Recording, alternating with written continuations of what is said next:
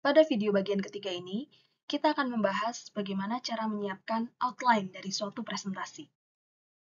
Setelah melakukan brainstorming, mengumpulkan ide-ide apa saja yang akan kita masukkan ke dalam presentasi kita perlu memprioritaskannya dan kemudian mengorganisasikannya menurut suatu urut-urutan yang memudahkan audiens kita untuk mengikuti dan memahami presentasi kita.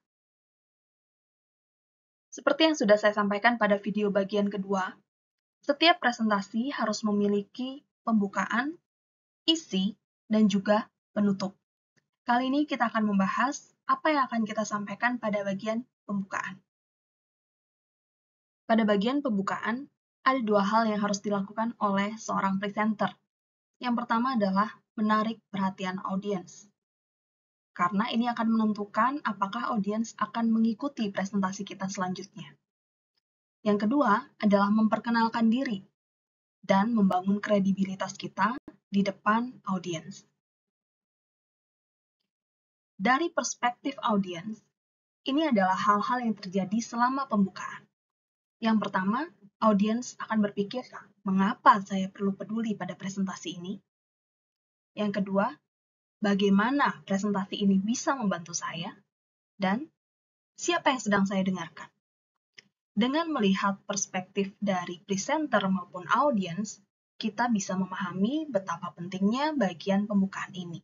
Karena itu, bagian ini adalah bagian yang perlu kita rencanakan dengan baik. Ada beberapa cara yang bisa kita gunakan untuk menarik perhatian audiens. Pertama, kita bisa menggunakan cerita atau data statistik seperti yang saya gunakan di awal presentasi saya.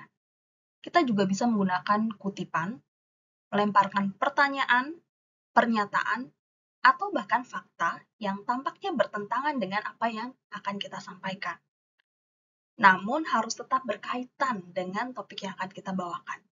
Ini akan membantu membangun situasi yang perlu dipedulikan oleh audiens.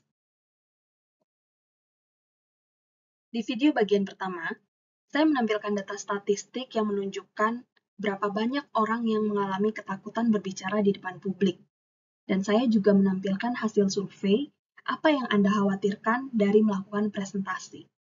Ini membantu saya untuk menekankan mengapa Anda perlu mempedulikan presentasi ini. Saya kemudian melanjutkan dengan apa yang akan saya sampaikan dalam presentasi dan bagaimana presentasi ini bisa membantu Anda mengatasi ketakutan berbicara di depan umum.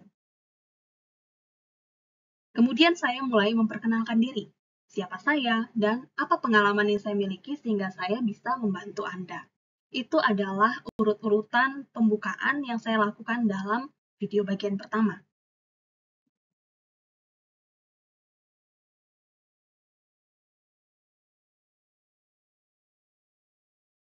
Setelah pembukaan, kita akan masuk ke bagian utama atau bagian isi dari presentasi kita. Isi presentasi bisa kita susun atau organisasikan menurut beberapa tipe urutan.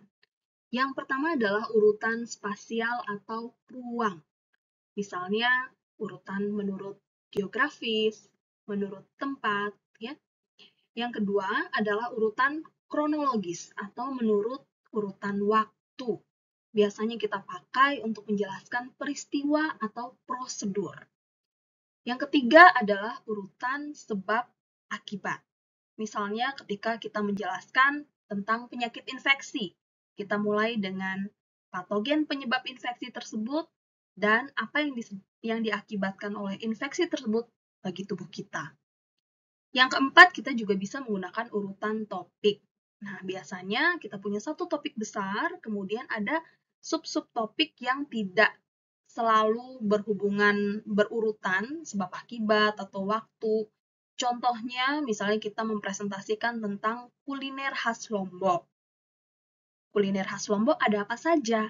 Kita bisa mengelompokkannya misalnya berdasarkan makanan jajanan atau makanan ringan, kemudian makanan pokok, dan minuman. Yang terakhir adalah urutan masalah dan solusi. Nah, ini bisa kita gunakan contohnya tadi di proposal bisnis ya, presentasi proposal bisnis. Kita menampilkan apa masalah yang dihadapi oleh konsumen kita saat ini, konsumen kita, dan kemudian apa solusi yang kita tawarkan dalam produk kita. Urutan mana yang Anda pilih untuk mengorganisasikan presentasi Anda, itu tergantung presenternya. Jadi, tujuan Anda apa, dan kemudian apa yang akan Anda sampaikan. Kita bisa saja mengkombinasikan 2 atau lebih dari urutan presentasi dalam suatu presentasi yang sama. Setiap presentasi perlu memiliki penutup agar tidak berakhir dengan tiba-tiba. Nah, apa saja yang perlu kita sampaikan di bagian penutup ini? Yang pertama, kita perlu menyatakan ulang tujuan presentasi kita dan merangkum poin-poin apa yang sudah kita cover atau kita sampaikan dalam presentasi tersebut. Di akhir, kita bisa saja memberikan kutipan, catatan, atau fakta yang akan mengingatkan audiens mengenai presentasi kita, terutama pesan utama yang kita ingin audiens ingat dari presentasi kita.